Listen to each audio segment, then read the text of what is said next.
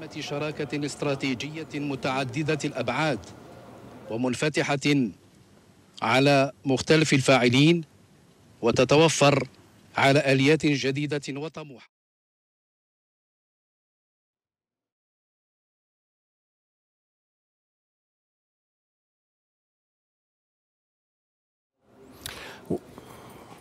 إذن مشاهدينا الذين نتابع هذه الصور مباشرة من المطار الرباط سلا لننقل لكم وقع وصول الرئيس الفرنسي الجديد إيمانويل ماكرون إلى المغرب بدعوة من الملك محمد السادس.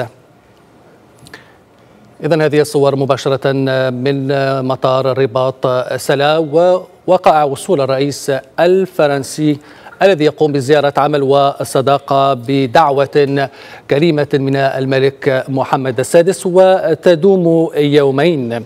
ونذكركم مشاهدينا أنه بهذه المناسبة أعلنت وزارة القصور الملكية والتشريفات والأوسمة أن الملك محمد السادس سيجري بهذه المناسبة مباحثات رسمية مع الرئيس الفرنسي.